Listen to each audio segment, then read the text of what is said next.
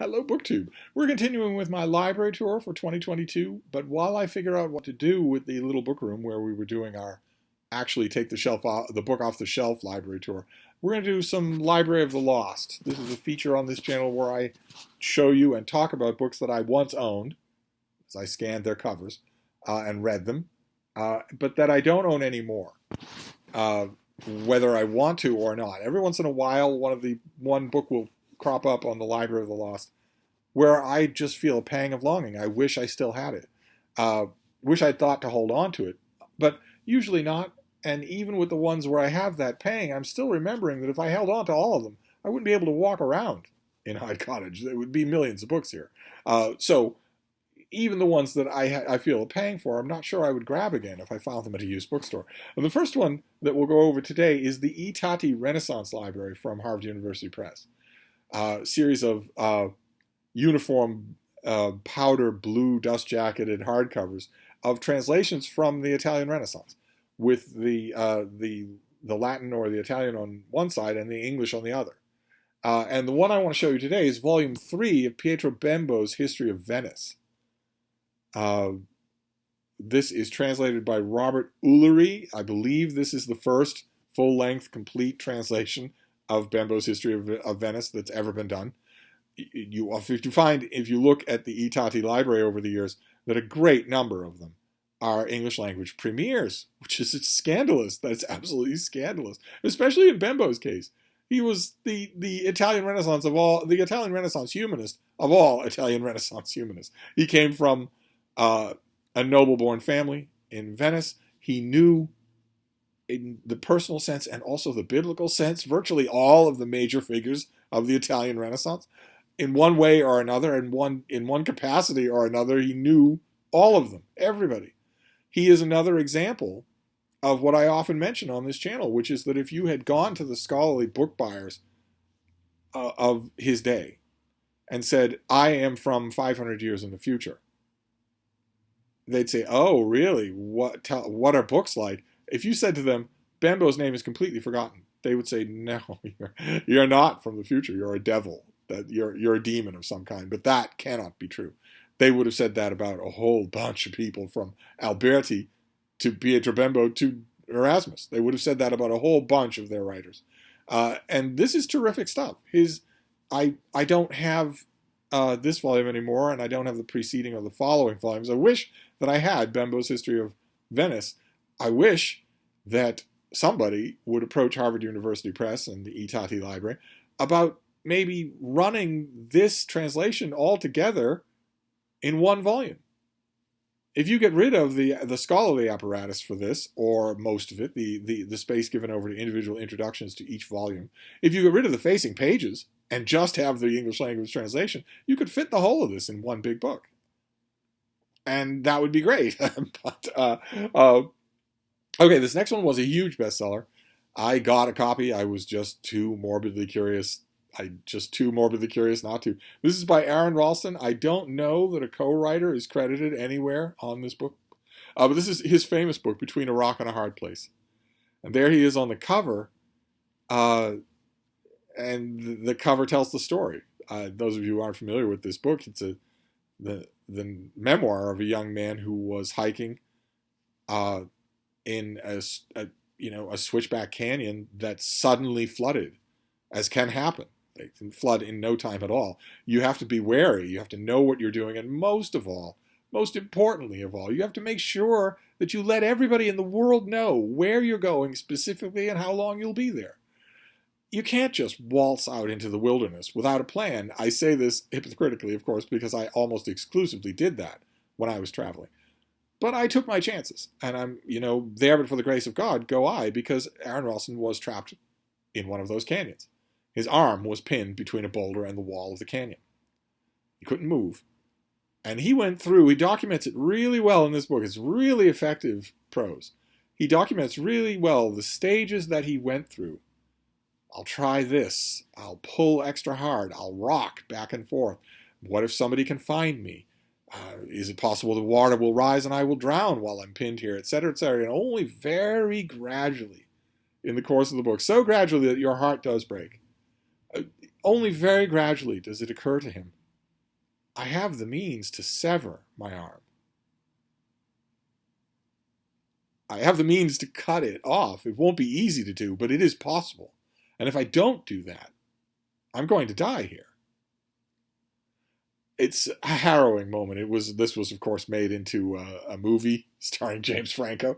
So quite a few, ironically enough, quite a few paperbacks of this book don't have Aaron Russell's face on them at all. They have James Franco's face on the cover. Then we have an old Pelican mass market paperback. This is the Book of the Acts of God by G. Ernest Wright and Reginald Fuller. An old thing from 60 years ago, where it's an introduction to the New Testament is basically what this is. Not just what's in the New Testament, but what critics have thought about it. On a very basic level, this is not meant for biblical scholars. This is meant for people who might want to become biblical scholars. This is meant for people who want to read a little about the nuts and bolts behind the scenes of what's in the Gospels and the Acts and the Epistles and whatnot. Very, very, very good, very engaging. And because it deals in such generalities, largely not outdated in any of its thinking, in any of its archaeology. I would grab this again in a minute. I would love to have a copy. Okay, then we have a big production number. This was a big production number about 15 years ago, something like that.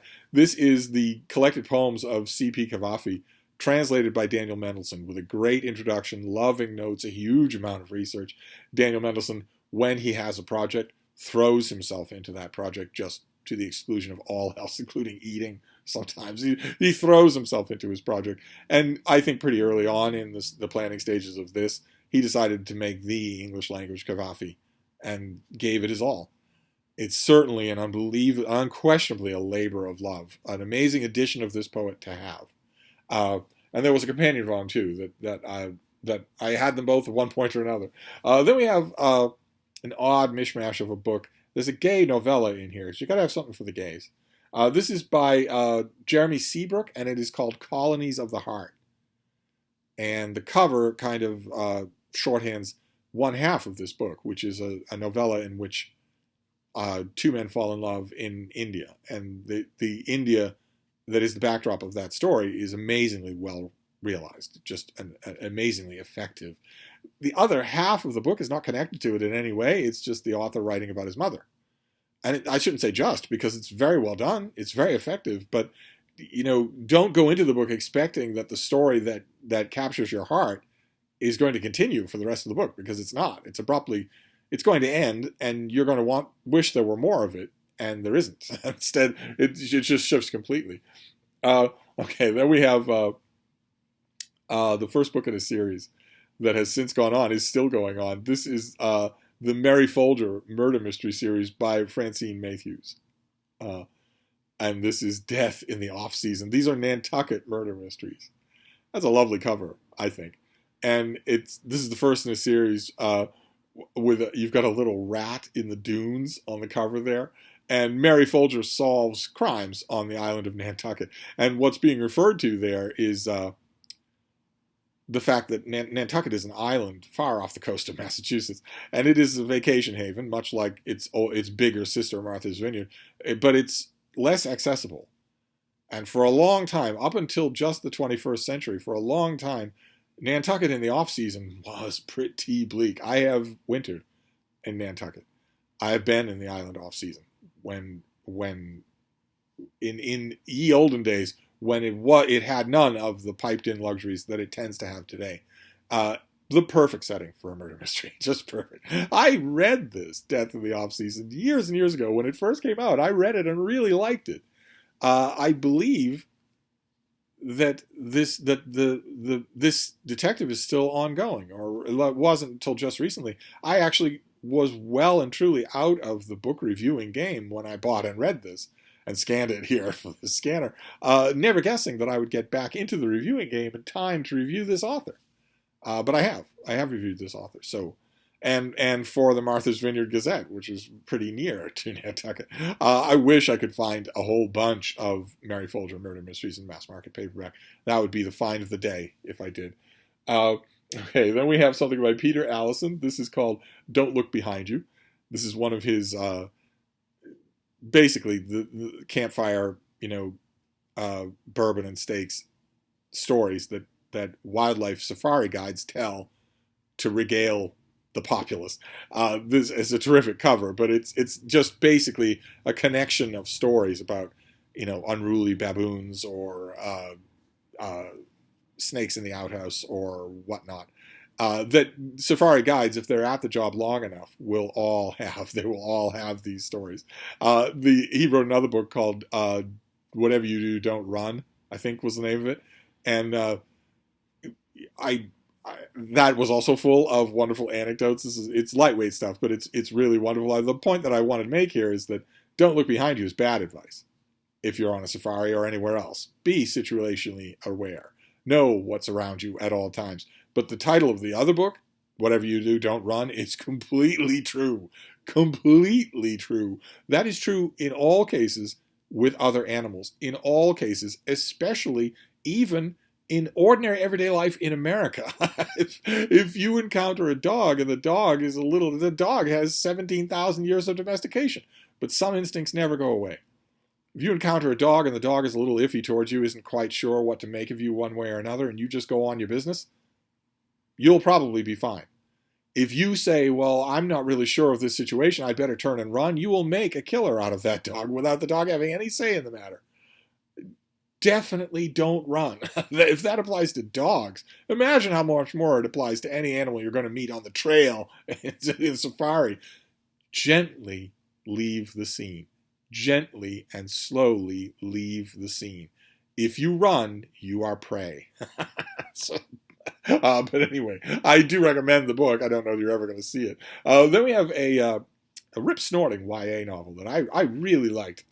This is by Sarah Musi, and it's called The Door of No Return, in which a young man, his grandfather has always regaled him with stories about how before the family was pressed into slavery, they were kings in possession of an incredible, almost mystical fortune back in Africa.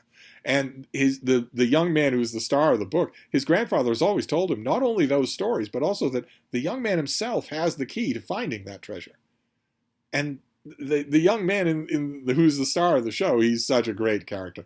He has no idea what his grandfather could possibly talk about. No one's ever given him a key to anything. No one's ever told him anything about such a thing, or given him even an object that could be a key.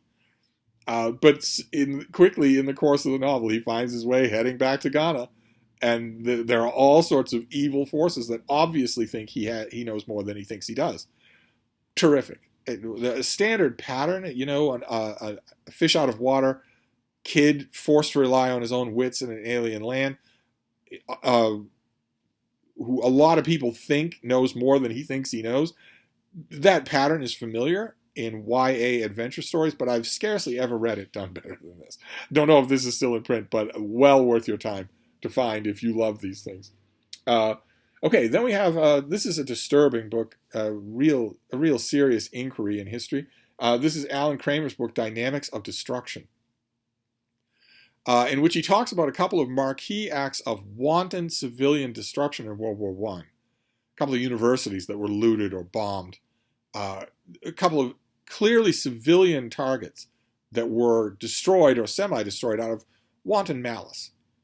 And the ones that he brings up are fairly famous, but then he broadens the scope by saying that this was part of a pattern, that a lot of this kind of wanton destruction was being done that wasn't military.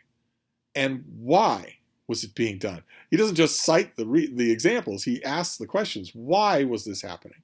What was causing this to happen? When there weren't abundant records of it having happened any time recently in anything like this scale.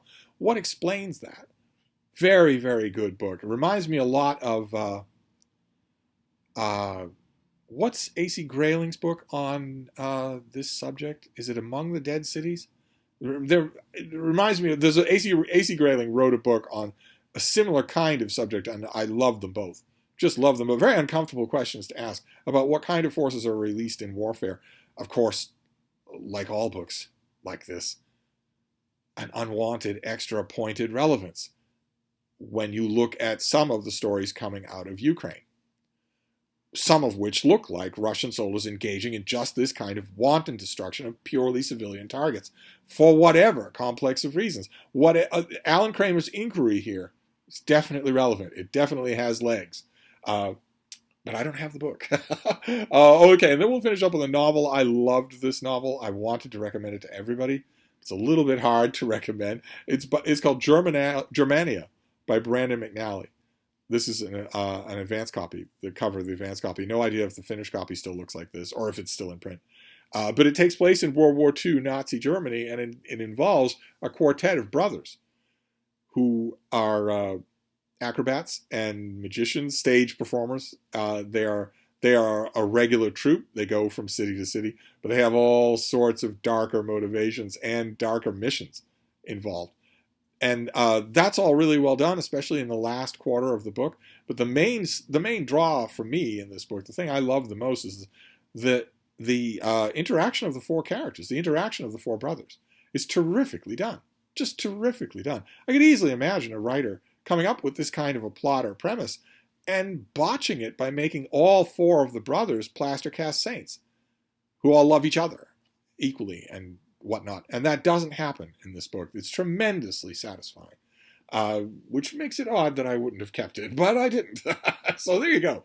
That's a Library of the Lost for now, to tide us over as I make sense of the little book room. So I'm going to do a few more of these where we just look at older books. So I will resume that either tomorrow or on Monday. Thank you, BookTube.